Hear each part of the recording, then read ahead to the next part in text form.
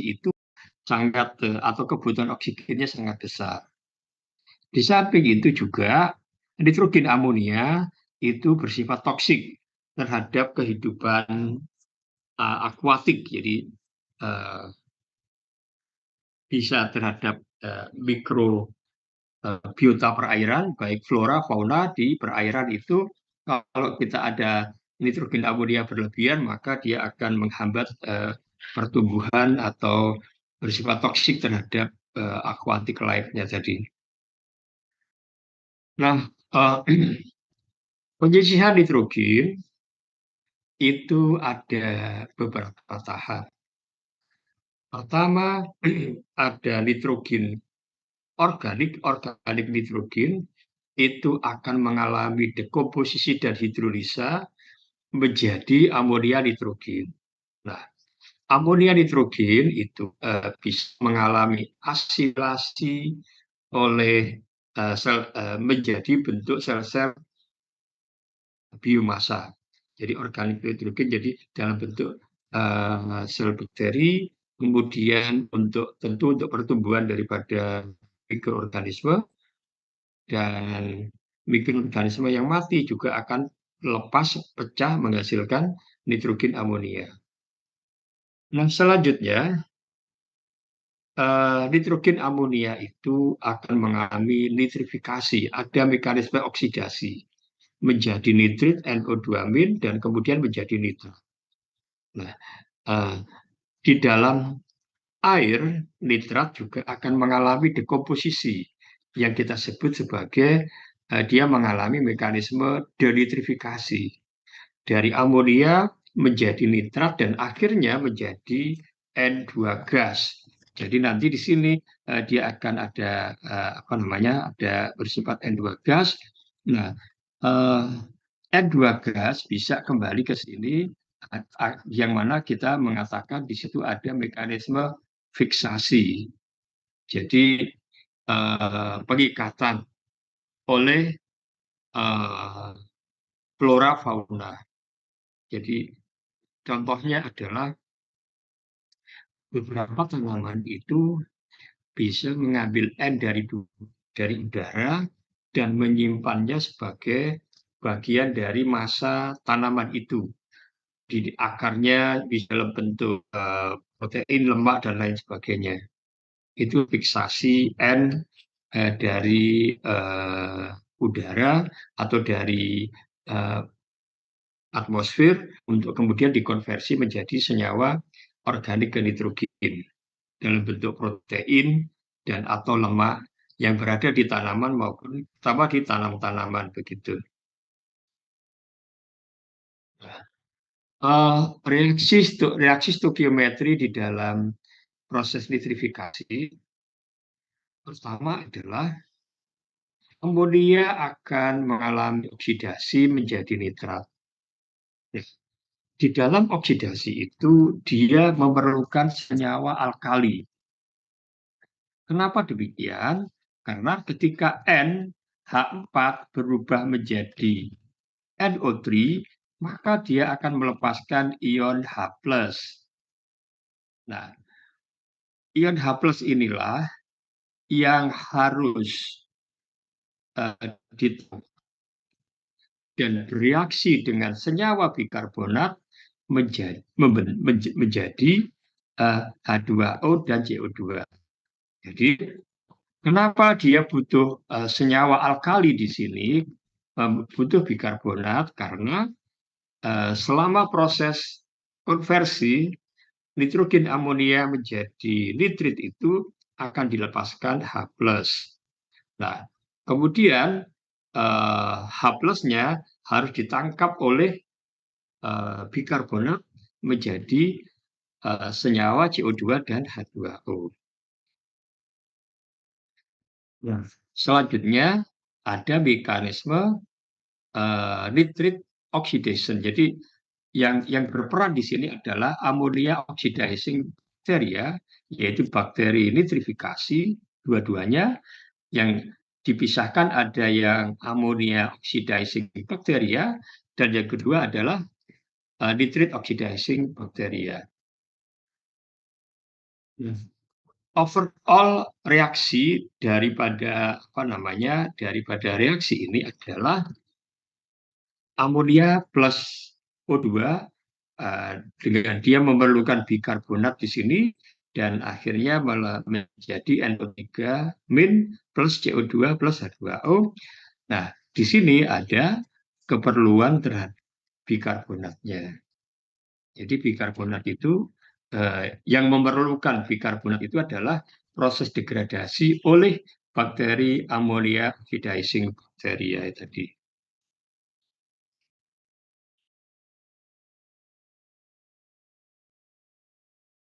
Kemudian eh, di dalam proses oksidasi tadi, jadi N itu tidak hanya 100% terkonversi menjadi nitrat, tetapi juga ada sebagian yang diperlukan untuk sintesa sel. Baik itu untuk ammonia oxidizing bacteria maupun oleh nitrate oxidizing bacteria.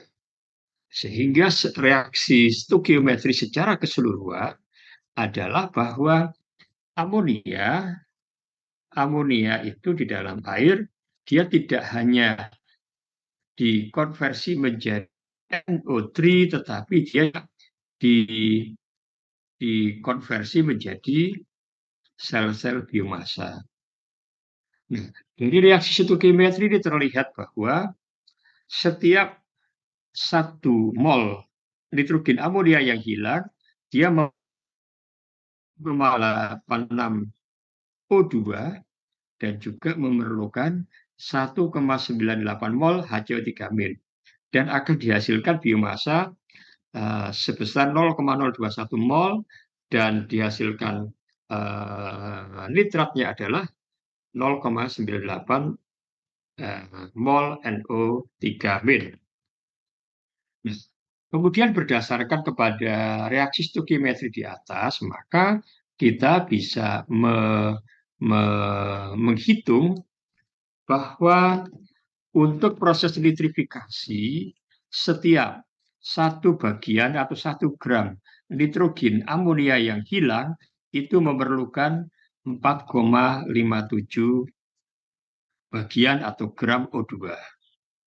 Sedangkan konsumsi alkali sebagai CaCO3 itu kurang lebih sebesar 7,14 dan untuk produksi biomass overall baik itu amonia oxidizing bacteria maupun nitrogen oxidizing bacteria itu diperlukan sebesar 0,17 gram volatile suspended per gram nitrogen amonia yang tersisihkan. Konfigurasi unit operasi dan proses di dalam proses nitrifikasi dan denitrifikasi.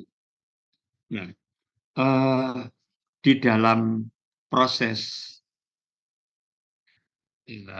reproduksi nutrien baik N dan P itu ada beberapa unit operasi. Pertama adalah pengendapan pertama. Jadi ini adalah primary sedimentation, itu pengolahan secara fisik yang mana nanti di sini akan dihasilkan sludge. Karena fungsi dari pengendapan pertama di sini akan ada uh, removal TSS sekaligus nanti ada BOD, COD dan lain sebagainya. Kemudian dari situ masuklah ke mekanisme ini adalah konfigurasi kombinasi ya P, N dan P, nanti P-nya belakangan. Nah, ada masuk ke reaktor anaerobik di mana di dalam reaktor anaerobik itu nanti akan ada konversi senyawa organik menjadi, terutama di sini ditargetkan adalah menjadi volatile fatty acid-nya. Sebagaimana pada pertemuan di minggu ke-11, pada anaerobik itu kan ada 3 mekanisme, hidrolisa, asidifikasi, dan metanasi. Nah, di dalam konfigurasi ini, proses anaerobiknya itu diharapkan berhenti pada proses asidifikasi saja. Dihasilkan volatile fatty acid yang sangat bermanfaat bagi mikroorganisme anoksik. Nah, jadi ini reaktor pertama adalah reaktor anaerob untuk memproduksi VFA, di mana nanti VFA itu akan diperlukan oleh bakteri NOB, oleh bakteri denitrifikasi. Maaf saya salah. Jadi di sini nanti yang berperan adalah bakteri denitrifikasi. Nah, dia perlu sumber karbon.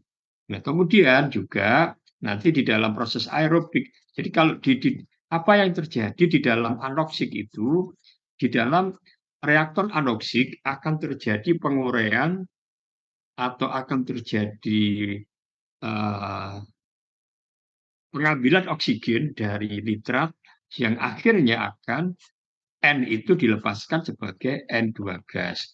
Jadi dari sini sekali lagi NO3 kemudian menjadi NO2 menjadi N2O dan menjadi N2 gas.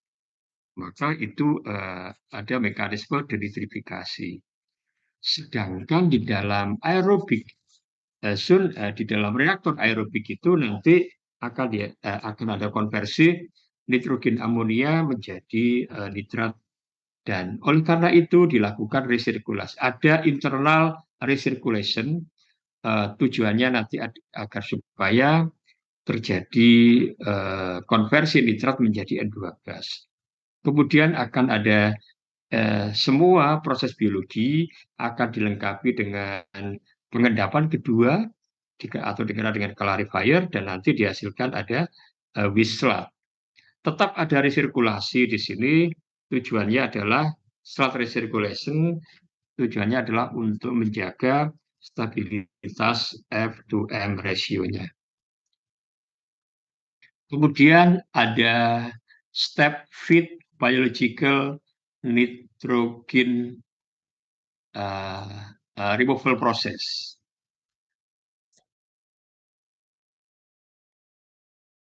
Di dalam step feed itu kita memberikan umpan itu secara bertahap.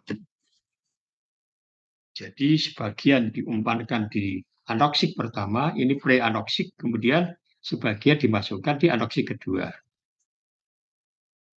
Dan di sini ada, jadi dalam konsep ini step feed itu ada dua konfigurasi reaktor, anoksik aerobik dan juga dilanjutkan dengan anoksik aerobik begitu. Dan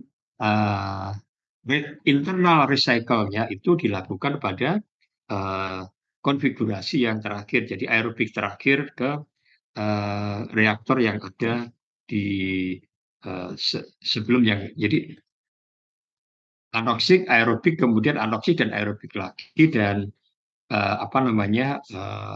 internal recirculation-nya itu pada konfigurasi yang dua.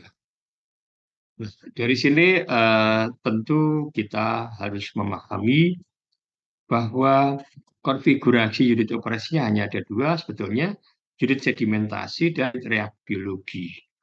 Di reaktor biologinya bisa anoksik, bisa juga aerobik gitu. Kemudian juga ada sistem yang menggunakan kombinasi. Jadi di dalam proses aerobiknya ada carrier biomikroorganisme. Jadi di sini diletakkan semacam poliuretin. Jadi ada media padat sebagai pertumbuhan mikroorganisme terlekat. Jadi dalam sistem ada istilah carrier feed ini adalah kita menggunakan sistem kombinasi. Ada suspended growth, ada attached growth. Yaitu kita meletakkan media yang bisa floating, di mana di dalam permukaan media tadi akan ditubuhi film, sehingga akan ada kombinasi proses suspended growth dan attached growth. Dan ini adalah mekanisme anoksiknya, itu kita harus paham di dalam anoksik itu untuk mengkonversi NO3 menjadi N2 gas, sedangkan di dalam aerobiknya itu adalah mengkonversi nitrogen amonia menjadi nitrat. Ini adalah contoh di bawah ini adalah media sebagai carrier biomass-nya, sebagai tempat tumbuh dan berkembang mikroorganisme secara terlekat dalam media.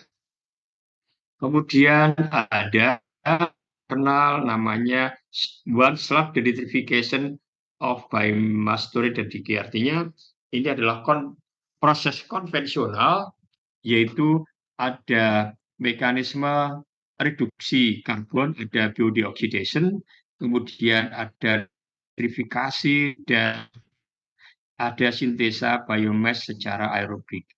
Kemudian nanti masuk ke reaktor kedua, ada nitrit dan biomass yang nanti akan dilepaskan apa namanya N sebagai N2 gas. Nah, di dalam konsep ini ada pengertian denitrification with biomass as donor. Artinya adalah sumber karbon di dalam proses anoksik itu berasal dari pengurean oleh mikroorganisme yang non denitrifikasi. Nah, kita tahu nanti ketika masuk ke sini, ini kan biomasanya itu macam-macam. Ada biomasa yang berasal dari penurunan BOD, kemudian ada biomasa AOB, jadi amonia oxidizing bacteria, kemudian masuk di dalam anoksik. Nah, di dalam sini mikroba AOB maupun yang dari BOD oxidation itu akan sebagai sumber senyawa organik mikroba NOB, nitrate oxidizing atau nitrat oxidizing bacteria di sini. Jadi untuk proses reaksi denitrifikasinya begitu. Nah, dalam konsep ini nanti akan dihasilkan konsentrasi BOD yang rendah, konsentrasi nitrat maupun terkadang masih kita dapatkan konsentrasi amonia yang relatif tinggi begitu. Karena ada mekanisme ini apa namanya? Kalau jadi sel-sel biomasa itu kalau mengaktif, maka N-nya akan dilepaskan sebagai nitrogen amonia. Oleh karena itu, mengapa di sini terjadi kenaikan nitrogen amonia? Karena di dalam kondisi anoksik ini, mikroba yang sifatnya aerobik akan mengalami kematian dan melepaskan NH4+. Kemudian ada pre-anoksik, jadi sistem konfigurasi dengan kondisi anoksik dulu, baru kemudian dilanjutkan dengan proses aerobiknya. Nah, yang paling ideal adalah sistem ini, di mana dalam sistem ini kita akan menghasilkan konsentrasi BOD-nya yang rendah, konsentrasi nitrogen amonia rendah, serta beberapa unsur nitrogen amonia begitu. Sorry, beberapa unsur nitrat yang tidak relatif tidak tinggi begitu. Kemudian ada satu sistem reaktor tunggal yang terjadi mekanisme penurunan angka BOD serta ada mekanisme nitrifikasi, denitrifikasi secara simultan. Dengan umur lumpur lebih dari 15 hari. Nah, biasanya sistem ini dikenal dengan namanya extended aeration. Nah, bentuk reaktornya biasanya modelnya adalah oxidation disk ini. Di dalam oxidation disk kita akan mengoperasikan FRS di bawah 0,15. Jadi di sini FM ratio di bawah 0,15 sehingga kita akan apa namanya beroperasi dengan waktu dengan FM yang rendah itu mean cell residence time-nya lebih lama, lebih dari 15 hari, dan interaksi biota lebih sedikit. Di dalam reaktor akan terjadi mekanisme penurunan BOD sekaligus ada nitrifik dan ada denitrifikasi. Kemudian ada Barnard proses. Di sini dalam proses itu kita melakukan proses secara berjenjang dengan waktu yang lebih pendek, mana anoksiknya itu disediakan waktu 3 hari, tiga jam, kemudian aerobiknya kurang lebih lama 11 jam. Pada tahap kedua anoksiknya tetap 3 jam dan aerobik lanjutannya adalah sebesar 1 jam. Ini dikenal dengan istilahnya Barnard proses. Nah, kita akan mendapatkan hasil efluen yang mana konsentrasi nitrat dan nitrogen amoninya rendah, serta konsentrasi BOD-nya juga relatif rendah. Kemudian ada biofilm pre-denitrification.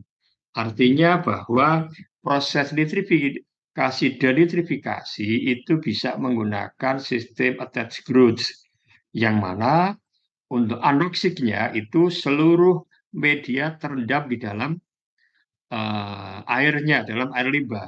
Jadi ini adalah proses anoksiknya. Proses aerobiknya itu seperti RBC biasa, yaitu sebagian itu kontak dengan udara, sebagian adalah masuk ke dalam air.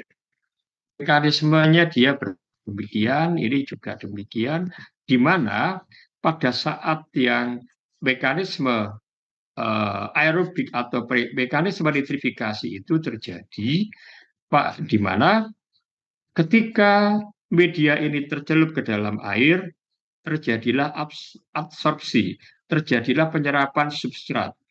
Kemudian ketika dia kontak dengan udara, pengambilan oksigen, respirasi. Sehingga dengan demikian, kalau ini proses berjalan secara kontinu, maka akan terjadi mekanisme nitrifikasi menggunakan sistem terlekat atau growth. Ya, contohnya yaitu dalam hal ini adalah RBC ini. Ini ada resirkulasi, tujuannya adalah untuk melepaskan, sekali lagi melepaskan NO3 menjadi N2 gasnya. Yes. Bagaimana kita menentukan N yang ternitrifikasi? Nah, jadi untuk melihat apakah proses biologi itu nanti terjadi proses nitrifikasi atau tidak, kita menggunakan konsep neraca massa, yaitu nitrogen yang masuk nanti dikurangi dengan nitrogen untuk sintesa biomass serta nitrogen yang keluar, jadi yang sisa N yang diharapkan nitrogen amonia yang sisa. Kalau nanti itu berlebih, baru ada mekanisme apa namanya nitrifikasi. Jadi NO atau nitrogen yang mengalami oksidasi itu atau nitrogen teroksidasi itu kita hitung dengan pertama menentukan berapa total nitrat yang masuk. Yang kedua menghitung N untuk proses sintesa sel, yaitu 0,12 kali jumlah biomasanya. Kemudian yang selanjutnya adalah dikurangi apabila kita ada di effluent, kita tetapkan masih ada amonianya. Nah, kalau kita menghendaki N-nya 0, berarti kan 100% tersisihkan, maka ini nilainya akan sama dengan 0, begitu. Ya, tergantung apakah kita apakah kita akan melakukan nitrifikasi 100% atau 95% dan seterusnya. Jadi NE ini tergantung kepada target proses nitrifikasi yang kita inginkan. Nah, kita lihat saudara sekalian pada contoh perhitungan. Misalkan ada sistem lumpur aktif yang mengolah air limbah domestik sebesar 18,9 juta liter per hari. Sistem lumpur aktif memiliki resirkulasi sepertiga, waktu aerasinya 6 jam, kandungan MLSS di dalam reaktor itu 2.500, XR-nya adalah 10.000 mg per liter, dan rasio mLPSS per mLSS adalah 75%, di mana nilai Y-nya 0,6, koefisien Dg-nya 0,6, koefisien kebutuhan oksigennya 0,62, dan koefisien respirasi adalah 0,09. Total nitrogen pada efluen pengendap awal itu sebesar 25 mg per liter. Sisa nitrogennya 100% terkonversi menjadi nitrat, dan proses nitrifikasi memerlukan 4,3, dalam soal ini diketahui 4,33 mg O2 per miligram NH4N. Konsentrasi BOD5 dari pengendap pertama sebesar 135 mg per liter, dan efluen hasil pengolahan sebesar 10 mg per liter. Kita diminta untuk menentukan apakah terjadi proses nitrifikasi. Yang kedua, debit lumpur yang dibuang per hari berapa besar. Bila spesifik gravity daripada lumpur itu adalah 1,01. Kemudian kita diminta untuk menetapkan berapa sih mean cell residence time atau umur lumpurnya. Kita sketsakan, jadi nanti sistemnya ada pengendapan pertama, ada tangki aerasi sebagai unit konversinya, kemudian ada tangki pengendapan kedua. Akhir sirkulasinya adalah 10.000 mg per liter, berarti nanti konsentrasi XR itu adalah 10.000, maka konsentrasi dibuang itu juga sama, sebesar 10.000 mg per liter. Penyelesaiannya, pertama kita hitung berapa sih volume reaktornya dulu. Tujuan menghitung volume reaktor adalah nanti untuk menghitung berapa sih produksi daripada biomass-nya. Di sini, volume reaktor adalah debit masuk kalikan TD. TD-nya diketahui adalah 6 jam, dan Q yang masuk itu berarti Qn-nya ada Q0 plus faktor resirkulasi. Jatuhnya adalah 6298 meter kubik atau 6298,2425 meter kubik atau 6.298.425 liter. Jadi kurang lebih ini adalah sekitar 6.298,425 meter kubik volume reaktornya. Kemudian kita menghitung berapa jumlah biomasa di dalam reaktor. Nah, kalau kita bicara tentang biomass untuk perhitungan, kita harus mengkonversikan biomasa itu dinyatakan sebagai volatile suspended solid. Oleh karena itu dikalikan faktor konversi sebesar 0,75. Kemudian kita menghitung berapa banyak substrat yang dihilangkan. Kita hitung target keluarannya adalah 10, masuknya 135, masuknya 135, debit yang masuk adalah 18,9 liter per hari, kita konversi, maka jumlah biomasa yang hilang, jumlah substrat yang hilang itu adalah 2363 kg BOD per hari. Sehingga dengan demikian, kita bisa menghitung berapa sih produksi daripada biomass-nya. Sehingga produksi biomass adalah jumlah, jadi Y kali dengan ini, BOD yang tersisihkan, dikurangi dengan jumlah mikroorganisme yang mengalami kematian. Sehingga didapatkanlah produksi biomass-nya adalah 709 kg volatile suspended solid per hari. Dan inilah yang nanti dilepaskan atau dibuang setiap hari begitu. Nah, kemudian kita ingin melihat apakah terjadi proses nitrifikasi atau tidak. Oleh karena itu kita eh, melihat bahwa untuk apakah terjadi nitrifikasi atau tidak, kita menghitung neraca nitrogennya. Di mana nitrogen input itu inputnya itu sama dengan nitrogen yang keluar ditambah dengan nitrogen untuk sintesa sel plus yang berkurang karena proses nitrifikasi.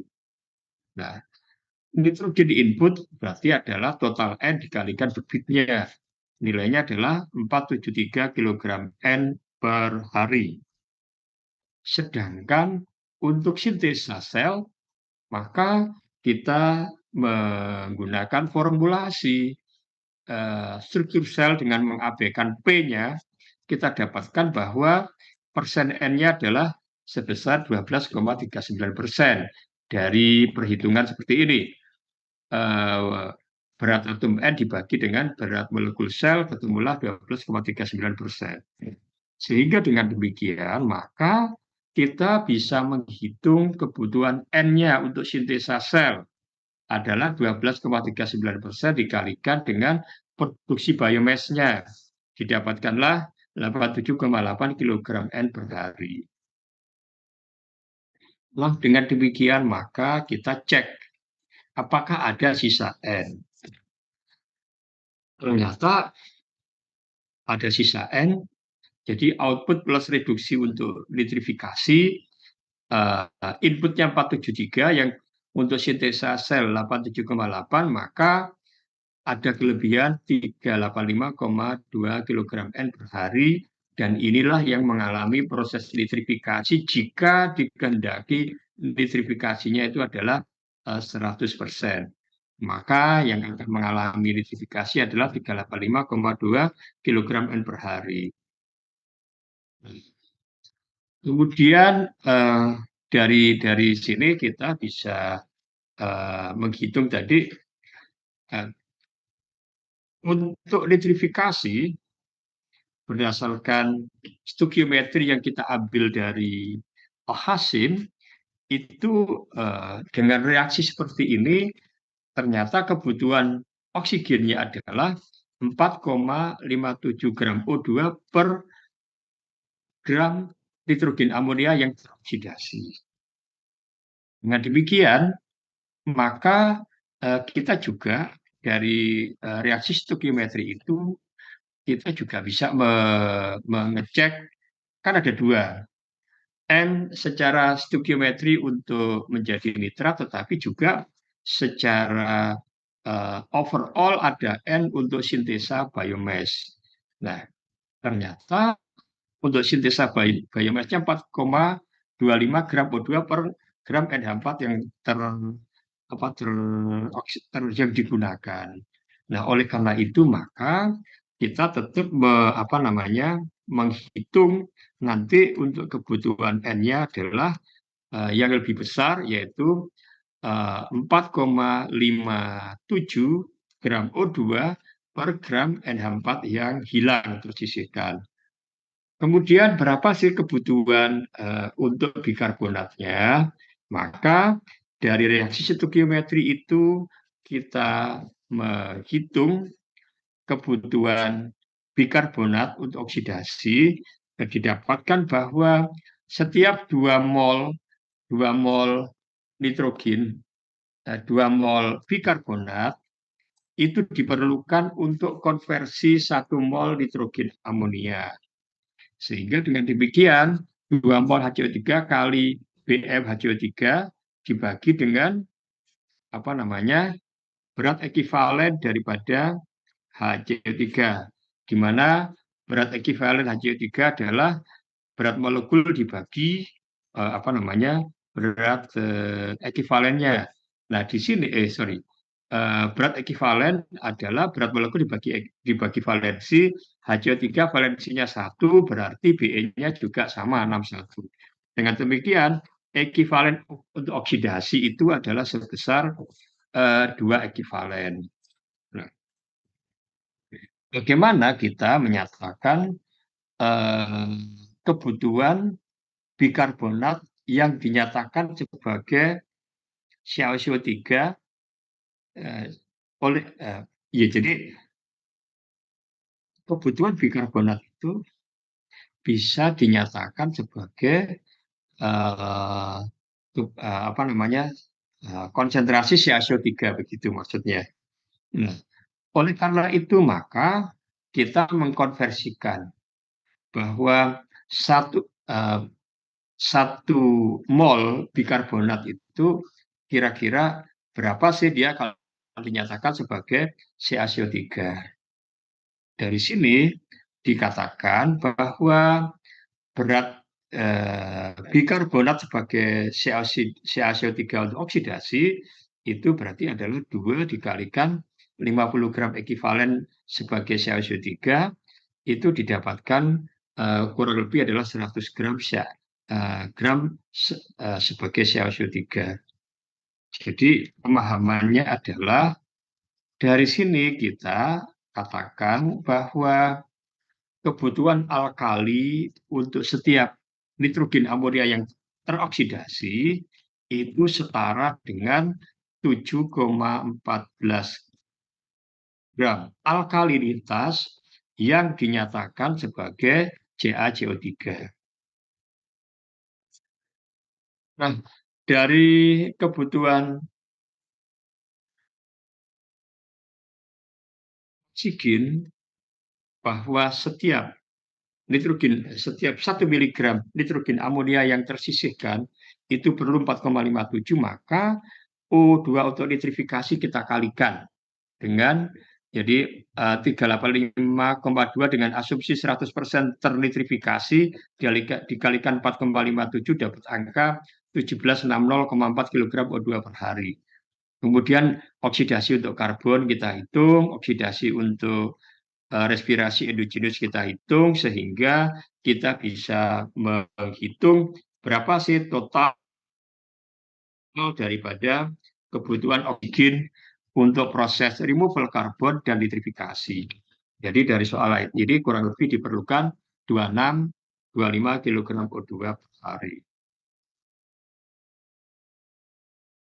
Nah, berapa sih jumlah lumpur yang dikeluarkan? Nah, jumlah lumpur yang dikeluarkan maka berat dari lumpur itu kita bagi dengan pertama kita konversi ke MLSS dulu, kemudian setelah itu kita bagi dengan berat jenisnya. Maka didapatkan bahwa apa namanya jumlah lumpur yang dibuang itu kurang lebih adalah 976 meter kubik per hari. Waktu tinggal lumpur ya sama, itu adalah kita hitung dengan rumus ini. Theta C sama dengan jumlah biomasa di dalam reaktor dibagi dengan jumlah lumpur yang dibuang per hari. Nah, tentunya yang harus diperhatikan bahwa kalau kita menyatakan jumlah lumpur dalam bentuk volatile suspended solid di sini, maka pembaginya harus selalu juga dalam bentuk volatile suspended solid. Nah, dalam hal ini sama bahwa jumlah biomasanya adalah 11.810 kg mLPSS dibagi dengan yang dibuang per hari sebesar 709 kg PSS per hari, didapatkanlah bahwa min cell residence time-nya adalah 16,6 hari. Nah, kita lanjutkan dengan mekanisme denitrifikasi bahwa secara didefinisi denitrifikasi adalah suatu proses konversi secara biologi molekul nitrat atau nitrit menjadi nitrogen atau N2 gas. Proses konversi terjadi dalam suasana anoksik oleh bakteri denitrifikasi yang memanfaatkan oksigen dalam keadaan terikat dengan ketersediaan sumber karbon yang cukup. Nah, sumber karbon umumnya adalah senyawa organik rantai pendek antara lain bisa metanol, etanol, asetat, molasses maupun sugar atau glukosa. Nah, jadi di dalam proses denitrifikasi itu sesungguhnya bakteri nitrogen, jadi bakteri denitrifikasi itu dia berkembang biak memerlukan senyawa organik.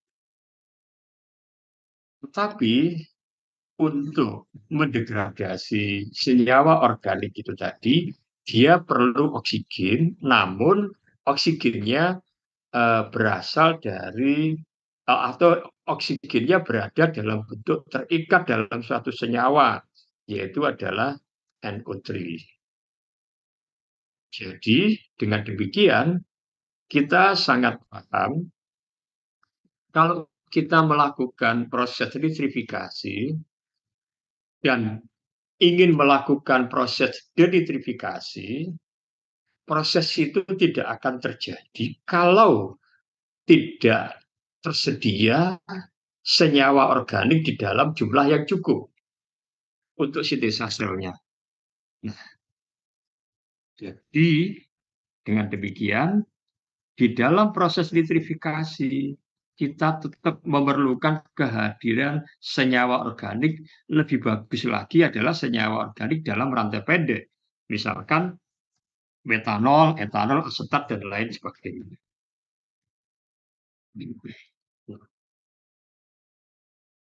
Mekanisme daripada denitrifikasi adalah pertama, nitrat akan tereduksi menjadi nitrit, kemudian nitrit reduksi menjadi nitrit oxide, kemudian menjadi nitrous oxide, dan akhirnya lepas sebagai nitrogen, gas nitrogen.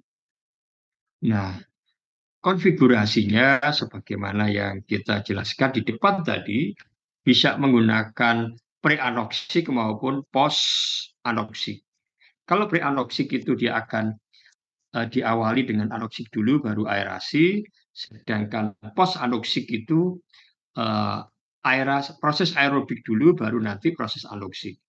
Kedua-duanya adalah memiliki ada plus minusnya gitu. Tetapi yang sering umum digunakan, yang kita kalau tidak mau ribet dengan proses resirkulasi, itu selalu dikombinasi dengan selalu dikonfigurasi dengan proses aerobik, kemudian dilanjut dengan proses anoksik begitu.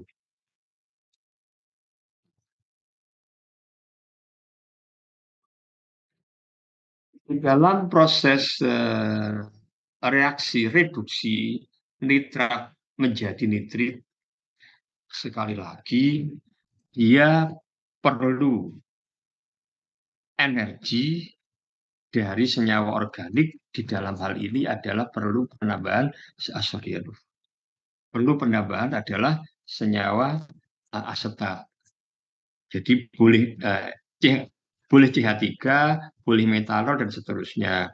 Nah, di dalam contoh ini adalah ditambahkan senyawa organik rantai pendek, yaitu asetat, sehingga ada konversi nitrat menjadi nitrit, dan kemudian nanti dia akan pecah menjadi N2 gas, dan seterusnya. Secara keseluruhan, mekanisme reduksi itu adalah dijelaskan dalam reaksi stokiometri ini. Dari NO3 nanti dia perlu tambahan asetat. Dalam kasus ini adalah ada 6 mol nitrat menjadi 3 mol nitrogen, tetapi dia memerlukan kurang lebih 5 mol molekul asetat. Secara keseluruhan, reaksi stokiometri bisa dijelaskan pada persamaan di bawah ini. Jadi NO3 perlu senyawa asetat perlu lebih 1,08, kemudian akan dihasilkan biomass plus N2 gas.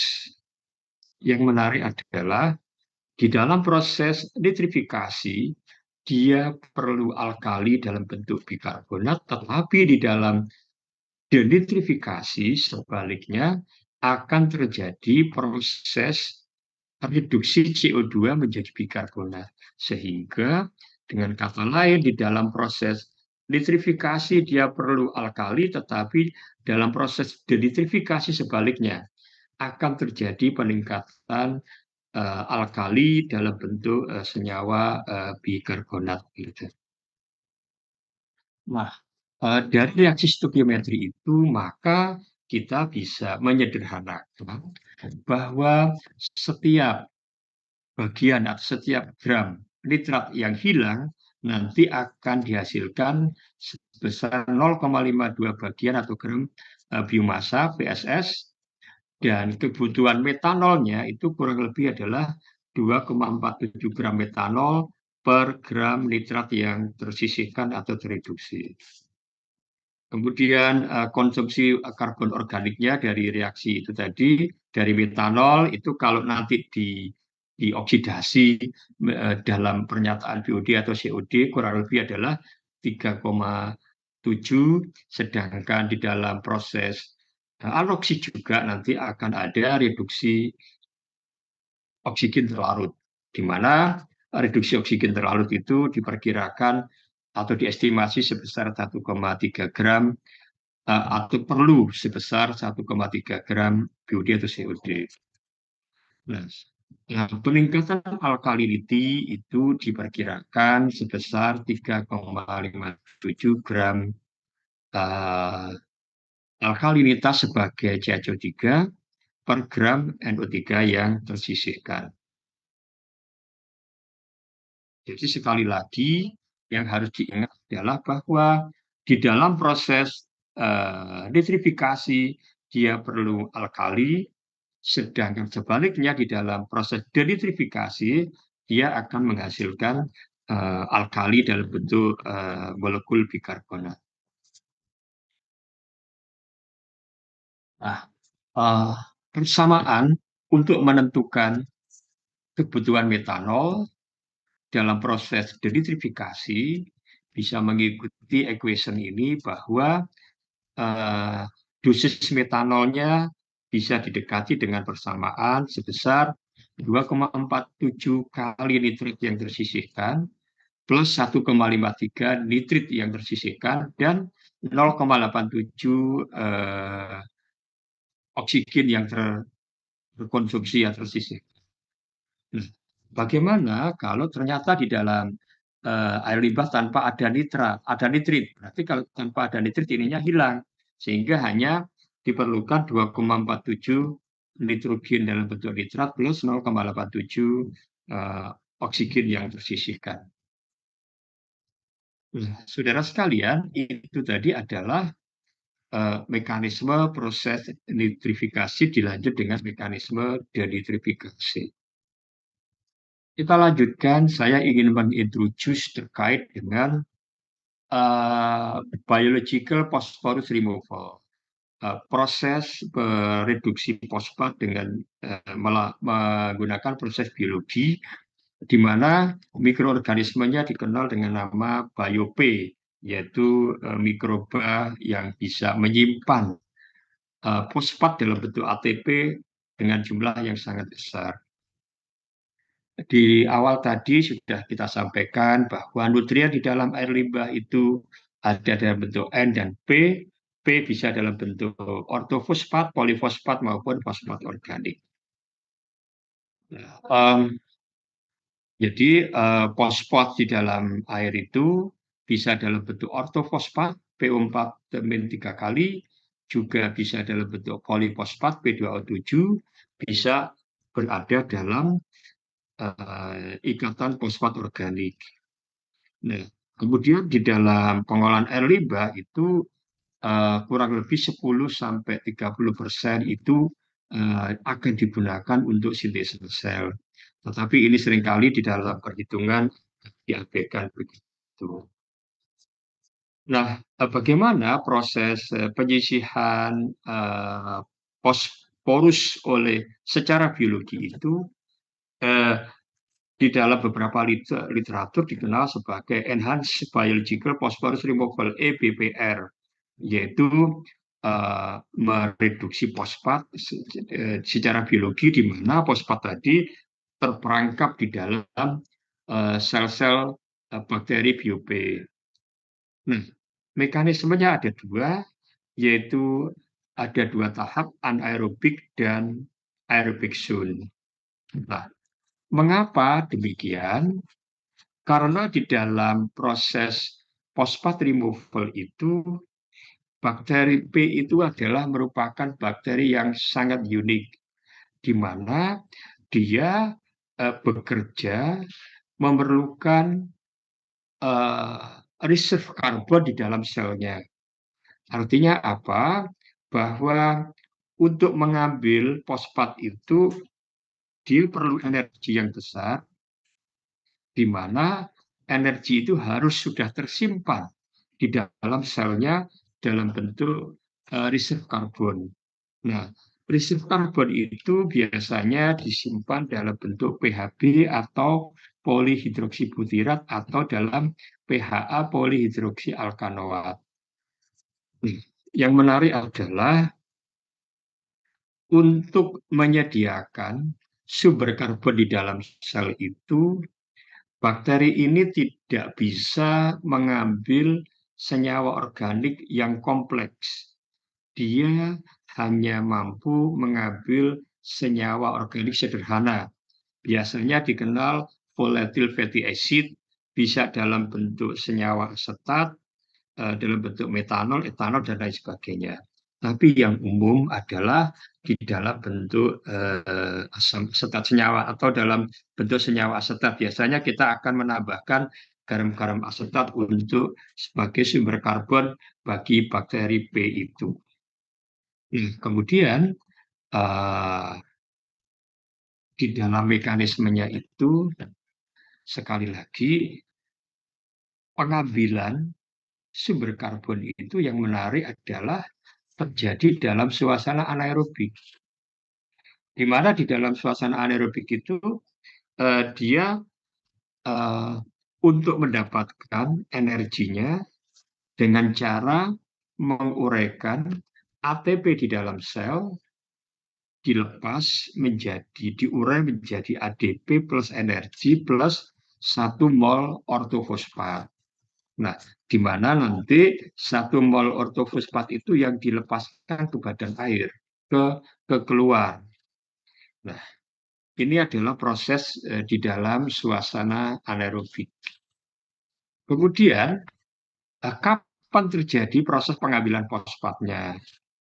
Nah, sekali lagi saya sampaikan, di dalam proses anaerob tadi, dia mengambil sumber karbon dalam suasana aerob, dalam suasana anaerob dengan menggunakan energi yang berasal dari penguraian ATP menjadi ADP plus energi. Dan tentu plus fosfat, di mana energinya dipakai untuk pengambilan substrat itu. Nah, secara prinsip proses adalah sebagaimana saya jelaskan di sini tadi. Jadi ada proses anaerobik dan ada proses aerobik. Pada suasana anaerobik sekali lagi, ini adalah merupakan gambaran daripada sel bakterinya. Dia dalam suasana anaerob, dia mengambil volatile fatty acid, tapi dia perlu energi. Dari mana energinya itu?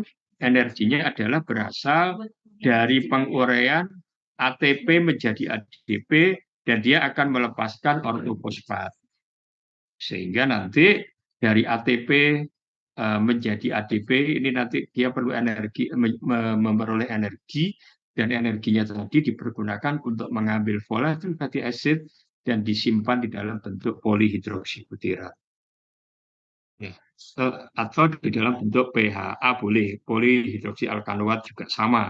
Pada beberapa jenis ada yang tersimpan sebagai PHB atau PHA. Di mana nanti fosfat itu berada di luar sel. Begitu suasana berada dalam kondisi aerobik, maka terjadilah proses pemecahan atau proses pembakaran atau proses oksidasi terhadap PHB, dia memperoleh energi. Jadi PHB nanti di dalam proses aerobik akan digunakan untuk memperoleh energi, di mana energi tadi diperlukan yang pertama untuk mengambil kembali fosfat yang ada di dalam air masuk ke dalam sel dan disimpan sebagai polip dan sebagai ATP dalam bentuk polifosfat. Kemudian energi dan sebagian dari sumber karbonnya untuk sintesa sel. Jadi dengan demikian pada proses pengolahan pengambilan fosfat secara biologi itu ada dua kondisi. Kondisi awal adalah anaerobik dan kondisi kedua adalah dalam kondisi aerobiknya. Pada anaerobik dia mengambil sumber karbon dan melepaskan fosfat.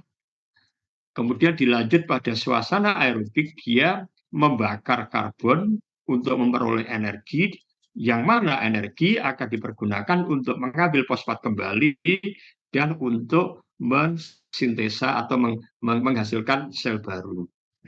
Nah, secara grafik bisa kita jelaskan bagaimana perubahan profil konsentrasi yang ada di dalam sel dan di dalam air pada sistem pengolahan secara biologi itu.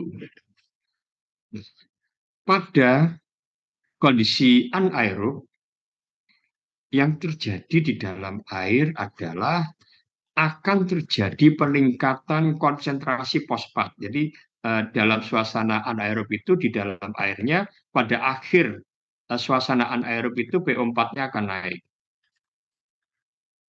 Sedangkan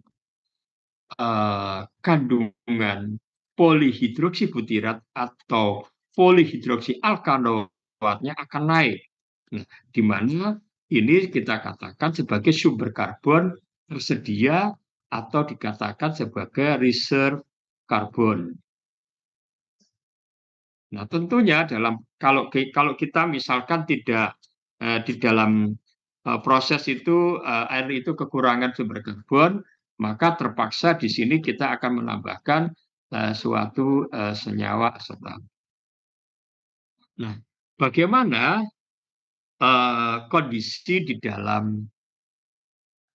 bagaimana kondisi setelah proses aerobik itu? Di dalam proses aerobik akan terjadi uptake pengambilan fosfat dari dalam air menuju sel. Sehingga nanti yang kita peroleh adalah di dalam air konsentrasi fosfatnya akan turun rendah, kemudian di dalam selnya itu konsentrasi pH atau pHb-nya akan turun karena terbakar teroksidasi. Sedangkan kondisi seluler karbohidrat artinya bahwa nanti di situ ini kan ada glikogen, jadi glikogennya akan naik. Dan kita jumpai di dalam air pada akhir suasana aerobik itu terjadi konsentrasi fosfatnya akan turun sesuai dengan target yang kita kehendaki, di mana fosfat nanti disimpan di dalam struktur sel dalam bentuk ATP yang terakumulasi sebagai suatu polifosfat begitu. Jadi di dalam proses konfigurasi reaktornya yaitu ada zona anaerobik di sini, kemudian ada zona aerobik di sini. Nah, kalau kita gambarkan dalam GER sebagaimana yang di atas tadi, ketika suasana anaerobik sekali lagi terjadi kenaikan daripada konsentrasi fosfat pada akhirnya, kemudian pada suasana aerobik terjadi reduksi konsentrasi daripada fosfatnya, ortofosfatnya. Sedangkan uh, ready biodegradable COD juga akan, jadi nanti ini akan terjadi penurunan ready BOD, tetapi itu di dalam air ya, tapi di dalam selnya agak-agak berbeda. Jadi di dalam air itu kondisinya adalah pada suasana anaerob, di akhirnya akan ada kenaikan ortofosfat, di akhir aerobik ortofosfatnya jauh lebih berkurang, sehingga terjadilah penurunan konsentrasi ortofosfat. Kemudian konsentrasi BOD baik dalam suasana anaerob maupun aerobik mengalami degradasi penurunan secara signifikan. Jadi agak harus dipisahkan, kondisi yang di atas tadi itu menjelaskan kondisi di dalam sel dan di luar sel. Kalau yang di dalam gambaran ini adalah kondisi yang ada di dalam luar sel atau di dalam air yang terolah begitu. Nah, mekanisme atau konfigurasi reaktornya kalau kita kombinasikan proses nitrifikasi dan denitrifikasi, pertama adalah anaerobic zone. Di sini ada phosphorus release, kemudian ada mekanisme anoksik. Tujuannya adalah untuk mekanisme denitrifikasi, dilanjutkan pada proses aerobik itu untuk proses nitrifikasi, sekaligus terjadi porus uptake, pengambilan fosfat. Kemudian anoksik lagi untuk denitrifikasi dan diakhiri dengan proses aerobik. Ini adalah konfigurasi yang ideal. Kalau kita ingin bicara dengan penyisihan nitrogen dan fosfat. Di dalam hal ini kita mengatakan adalah five stage Bardenpho process. Ini adalah penemunya Profesor Bardenpho. Iya. Nah, saudara sekalian, itu tadi adalah introduksi. Jadi pertama kita tadi telah membahas terkait mekanisme nitrifikasi dan nitrifikasi. Kemudian kita akhiri dengan introduction biological phosphate removal, di mana nanti untuk perhitungan penyisihannya, termasuk sel produksi, serta penentuan waktu yang diperlukan untuk mekanisme phosphate removal dan nitrifikasi dan denitrifikasi akan kita bicarakan lanjut pada pertemuan pada minggu depan. Saya kira demikian, saudara sekalian. Sekali lagi, kalau ada pertanyaan, saya persilahkan. Saya ingatkan besok pagi jam 9 ada kuis ya untuk kelas A dan B. Jadi kita mengambil kuis di luar jadwal kuliah supaya jam kuliahnya tetap aman. Saya kira demikian. Saya persilahkan bila ada pertanyaan.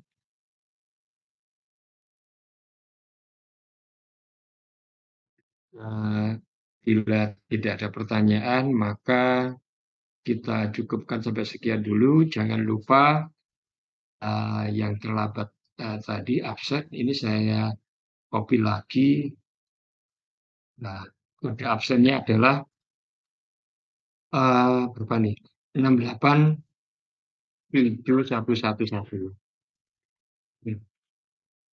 Uh, untuk kuisnya materinya adalah sampai pada minggu lalu. Jadi minggu lalu itu kan kita bicara tentang proses anaerob dan nitrifikasi. Jadi pada minggu 10 kita sudah singgung proses nitrifikasi dan juga proses anaerobik, jadi konversi secara anaerob, plus juga ada proses nitrifikasi, nitrogen removal by nitrification yang telah kita singgung pada pertemuan di minggu ke-10 dan saya repeat sedikit tadi di pertemuan minggu ke-12 itu. Jadi itu ya. Jadi materinya yang materi hari ini yang tidak ikut adalah denitrifikasi dan apa namanya kalau postpart removal masih introduce masih belum. Minggu depan kita akan bahas lebih dalam terkait dengan proses reduksi fosfat secara biologi begitu. Saya kira demikian. Kalau tidak ada pertanyaan, kita lanjutkan pada minggu depan. Kita akhiri. Selamat sore, selamat mempersiapkan kuis. Jadi kuisnya offline besok ya. Kita di ruang eh, sidang. Kelas A dan B jadi satu. Saya kira demikian. Selamat sore. Assalamualaikum warahmatullahi wabarakatuh. Waalaikumsalam warahmatullahi wabarakatuh. Terima kasih banyak, Pak. Oke, Terima kasih, Pak. ya.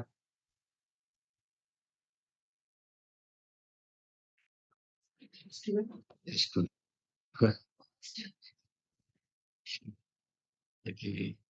Jadi kan apa namanya mendung hujan daripada datang sudah online saja. Tapi sebenarnya saya tuh kalau kalau online tuh nggak bisa nerangkan di papan itu loh. Iya kan? Kan kadang-kadang saya suka lebih nerangkan gitu. Eh, ya teman-teman ini gitu ya. Betul, Pak. Jadi mau duluan lagi. Iya, tapi kan tadi pagi kan hampir hujan. Saya mikir wah ini kasihan anak-anak itu. Dan juga ada Pak itu sudah selesai Pak Arya ya.